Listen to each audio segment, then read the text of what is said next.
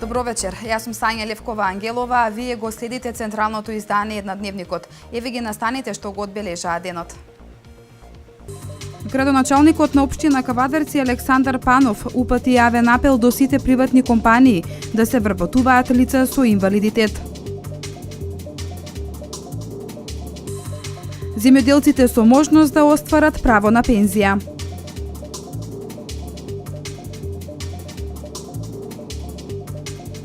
Градските базени, езеро Младост и реката Бабуна исправни за капење.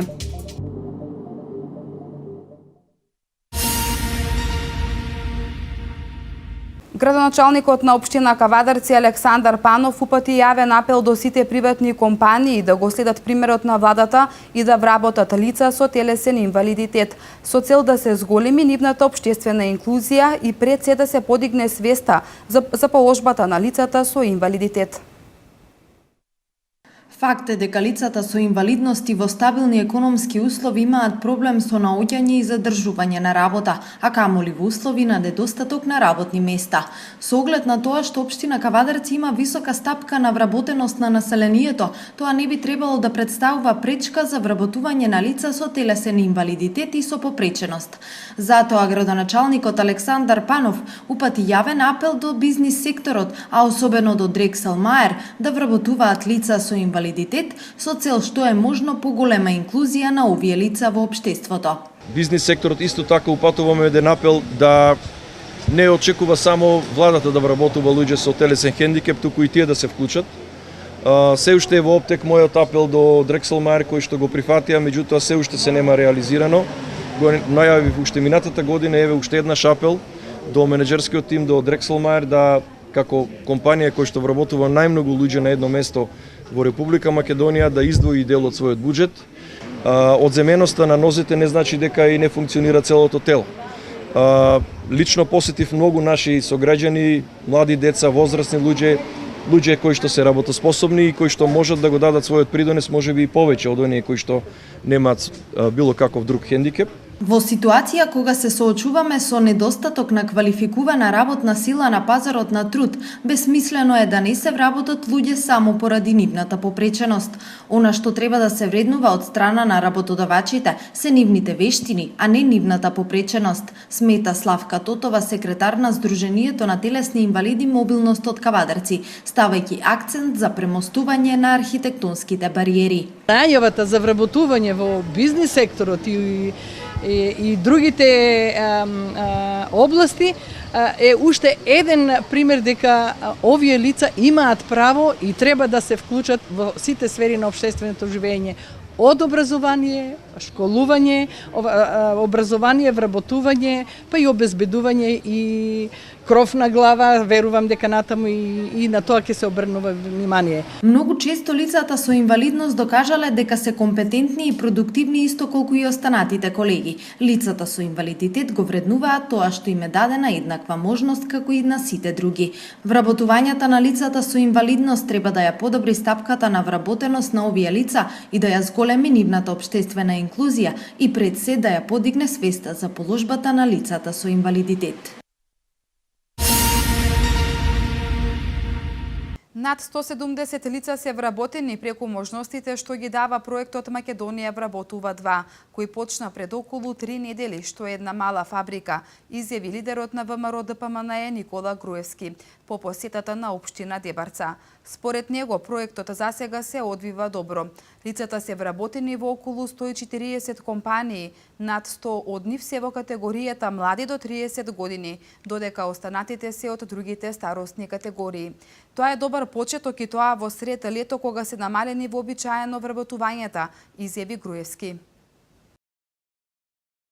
Македонија вработува 2 започна пред околу 3 недели отприлика и можам да кажам дека досега добро течи. Во првите овие 2-3 недели имаме над 170 лица кои што се вработија по можностите што ги дава овој проект, што е една мала фабрика, да речеме, од 170 лица, во вкупно 140 компании.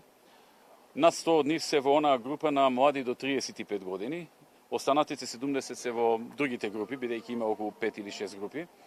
Така што добар почеток и тоа во сред лето, кога обично поднамалени се тие вработувања, така што очекуваме понатаму да продолжи со зацртаната динамика и да даде резултати како приближно на тоа што даде Македонија вработува 1, ако може сега така да го наречиме првата фаза во која што се вработија вкупно 19.000 невработени луѓе во Република Македонија.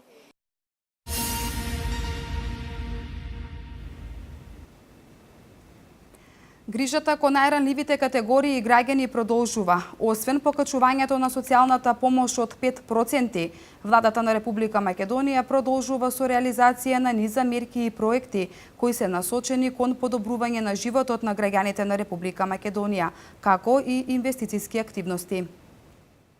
На 28 објекти ќе бидат целосно реновирани во наредниот период, од кои што 18 центри за социјална работа и 10 дневни центри за деца со прешки во развојот. Вкупната инвестиција изнесува околу 1 милион евра, од кои што околу 800.000 евра се директно финансирање и финансиска поддршка од Европската Унија.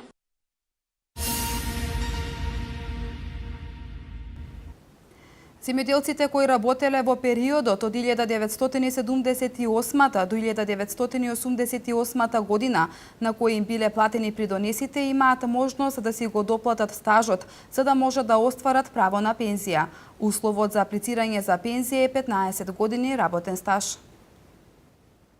Согласно измените на Законот за пензиско осигурување од 2015, кои стапија на сила на 1 јануари годинава, земјоделците кои што работеле во периодот од 1978 до 1988 година, на кои им биле платени придонесите, им се даде можност да си го доплатат стажот за да можат да остварат право на пензија.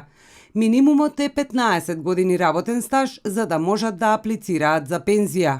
Апелирам на сите земјоделци кои се од во околината на општина Велес, тука ви општина Чашка, да можат да отидат до филијалата во Велес, да се распрашаат, да може да го искористат правото и да може да си обезбедат минимум услови за да остварат право на земјоделска пензија. Условот е даден. Сега е на земјоделците да може да го официјализираат и да го финализираат. Голем број од населението се занимава со земјоделие, а не им е решено прашањето за пензија. Тие имаат можност да си го доплатат стажот онолку колку што им е потребно.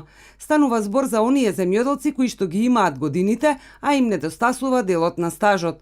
Владата им даде можност, но се јавува проблем во делот на документацијата која што тие ја поседуваат. По прибирањето на комплетната документација, овозможено е тие да аплицираат и да остварат право на пензија.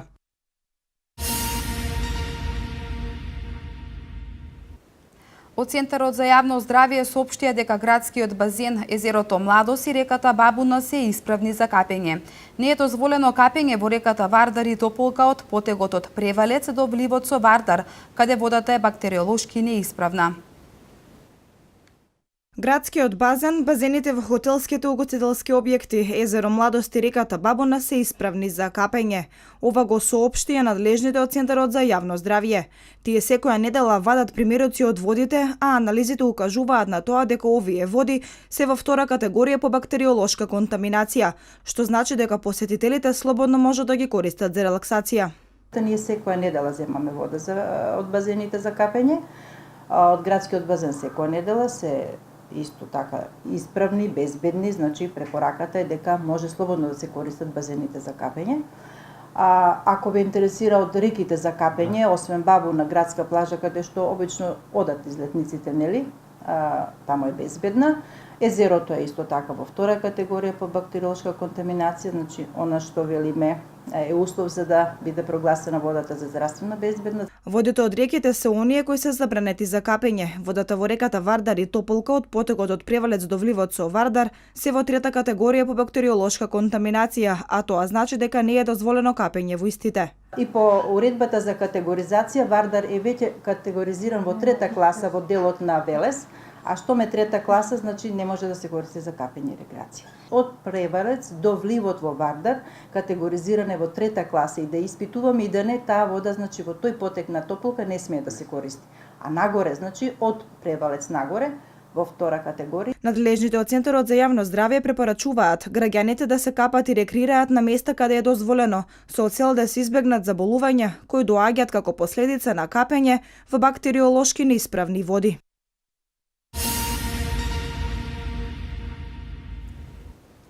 Труење со храна или вода е честа појава во лето. Затоа лекарите препорачуваат при екстремно високи температури да се внимава со храната која се консумира и да не се пијат ладни напитоци. Труењето со храна или вода е често заболување кое се јавува како резултат на внесување на храна или вода која содржи бактерии, паразити, вируси или токсини создадени од овие микроорганизми. Симптомите најчесто се манифестираат во текот на 24 часа, неочекувано набрзо по консумирање на загадената храна. Лекарите препорачуваат да се внимава на храната која се конзумира, но предупредија граѓаните да не пијат ладни напитоци кои дополнително му штетат на организмот. Оние кои што не внимавале, најчесто имаме некои појави, да речеме, на проливи на повраќање, но кога во анамнезата би ги прашале што јаделе претходно пред да им се случи ова, секогаш во таа анамнеза ќе добиеме податок дека консумирале многу ладна вода, дека цел ден внесувале, дека биле на клима изложени директно каде што на ниски температури и повторно ќе кажам, човековото тело има од 36 до 37 степени, внесувањето на ладни течности од 0 степени, котски мразови во голема количина му прават шок. Лекарите препорачуваат доколку пациентите добијат труење од храна, односно најчеста е стафилококната инфекција, додека се на одмор, доколку не можат да го спречат повраќањето и диарејата, да консултираат лекар кој ќе им препише соодветна терапија. Ако не можат да се справат сами со состојбата, прво што треба да направат, значи внесување на мали количини почесто на чај. Тоа би било првата само помош додека да почне да прима организмот течности после такво обилно повраќање. Или ако се, еве да речеме, течни столици по голем број, но ако не можат да се справат, пожелно да се обратат онаму каде што има доктор. Лекарите препорачуваат пациентите кои одат на летен одмор надвор од нашата држава задолжително со себе да понесат патничко осигурување со цел доколку се случи труење од храна или вода да можат да посетат доктор во државата во која се наоѓаат. Лидерот на ВМРО ДПМНЕ Никола Груевски при посетата во Охрид изјави дека во наредниот период ќе се реализираат повеќе од 22 крупни инвестициски зафати. Дел од нив се во тека, реализацијата на останатите ќе започне наскоро. Тој исто така напомена дека од 2006 година па до сега невработеноста во Охрид е драстично намалена. Во продолжение останатите вести од Македонија. Од 2006 година па досега невработеноста во Охрид е драстично намалена. Од вкупно 12.500 невработени лица, сега има само 7.000 лица кои се невработени. Падот на невработеноста се должи на странските инвеститори кои решиле својот капитал да го вложат и да отворат компании во индустријските зони во Охрид. Дополнително за намалување на невработеноста придонесуваат и владините мерки и проекти кои овозможуваат поволни услови за бизнис на компаниите, а воедно преку проектите Македонија вработува 1 и 2 се стимулираат граѓаните да отворат собствен бизнис. Отварањето на компаниите ОДВ Електроник, Костал и Key Safety System, која е лоцирана во индустријската зона во Кичева во која се вработуваат охриѓани, дополнително придонесуваат за намалување на стапката на невработеност. Тие работат во одредени простори сега, но наскоро ќе влезат во гринфилд инвестицијата во технолошко-индустријската развојна зона Охрид Струга, каде што ќе вработат вкупно 1000 луѓе. Втора е Костал, за која што малце спомнав пред малце, тие делумно влегуваат во ЕМО, но исто така ја подготвуваат градбата на нивната фабрика во технолошко-индустријската развојна зона Охрид Струга, која што се надевам во наредните месеци ќе почне да се гради. Исто така и тие планираат 1000 вработувања вкупно. ОДВ Електрик е нешто понапред, затоа што порано започна. А вчера при посетата, односно завчера при посетата на на македонски брод, бев информиран од граѓаните дека голем дел од вработените во Key Safety System доаѓаат од Охрид. Дел од менаџментот е од Охрид и доста и вработени патуваат во Кичево и таму се вработени. Key Safety System е американска компанија која што исто така планира да вработи 1000 луѓе во првата фаза, а неофицијално имам информации дека планираат и втора фаза од најмалку 500 вработувања.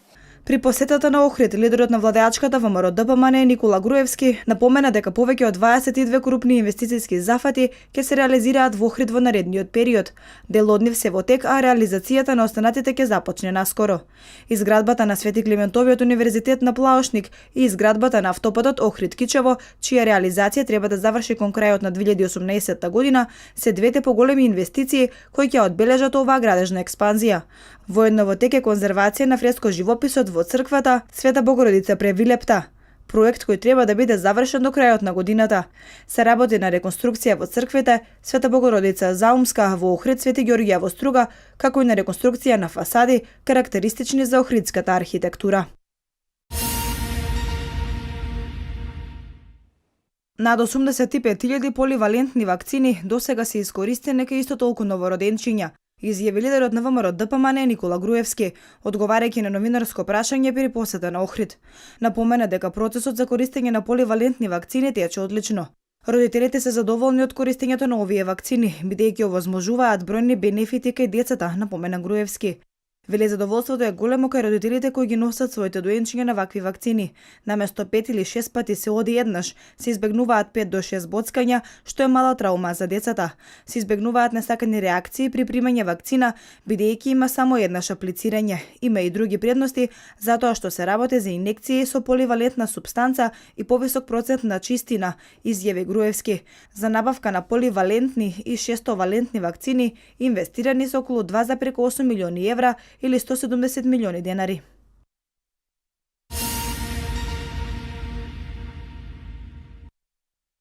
Македонија се повеќе станува атрактивна дестинација за американските инвеститори. Во слободните економски зони влегуваат нови компании, се отвараат производствени капацитети и работни места.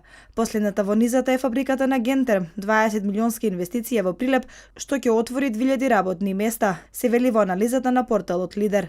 Според вице-премиерот за економски прашања Владимир Пешевски, Гентерм е доказ за одличните бизнис релации воспоставени меѓу Македонија и Соединетите американски држави. Вкупно 9 од 23 фабрики кои работат или се во фаза на изградба во индустриските зони имаат американски капитал, а вкупното портфолио на нивните инвестиции изнесува над 150 милиони евра.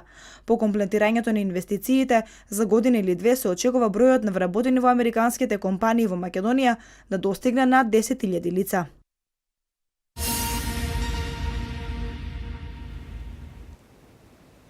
Бомбаш самоубиец се разнесе на безбедносен пункт во северниот дел од Багдад, при што загинаа најмалку 12, а повредени се 32 лица.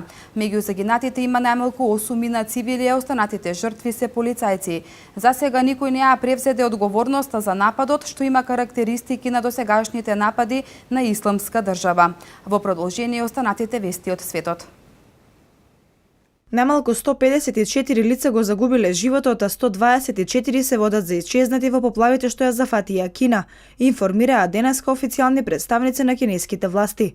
Најтешко е погодена северната провинција Хебеј, каде погинаа 114 лица, јави американските медиуми. Повеќе од 300.000 лица се евакуирани, а десетици илјади куќи се оштетени или уништени. Само во градот Тајнмен во истата провинција има околу 250.000 блокирани лица, јави агенцијата Аксинхуа, цитирана од ТАС.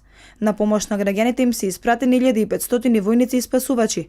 Лицата од поплавените домови се вадат со чамци. Над 10.000 лица се испратени да ги обноват и дополнително обезбедат заштитните насипи. Податоците на локалните власти покажуваат дека поплавите во целина зафатиле над 680.000 жители на провинцијата. Целосно или делумно под вода се 10 села.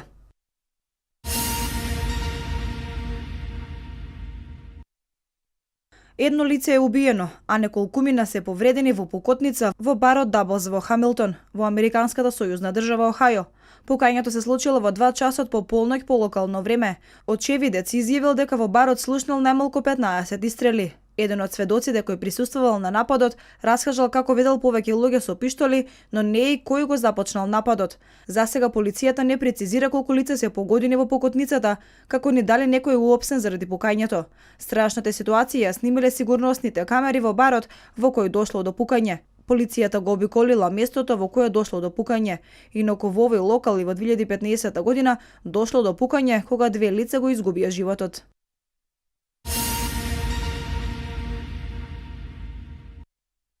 Огнена стихија ги зафати северозападните делови од Лос Анџелес. Загрозени се животите на 2000 семејства кои живеат во овој регион.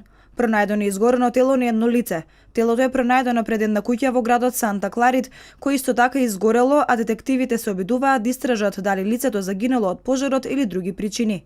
Пожарот зафатил 1335 хектари од сувата земја, а противпожарните екипи успеа да стават под контрола само 10% од територијата на зафатениот пожар. Пожарот изби во петокот попладне и брзо се проширил до Санта Клер, на некои 65 километри северозападно од градот. Околу 300 пожарникари се борат со огнената стихија која во моментов целосно излезена од контрола. Еден пожарникар се здоби со полесни повреди, а засега не е пријавена ниту една жртва. Овој пожар е последен во низата кој се случија поради високите температури во текот на летото во Калифорнија.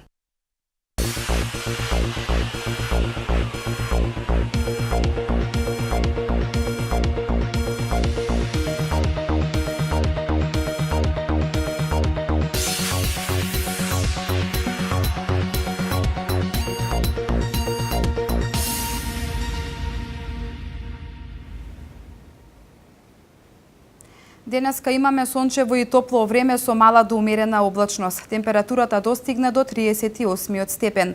Во текот на утрешниот ден ќе има благо опаѓање на температурата со пороен дожд и грмежи. Деталите во продолжение.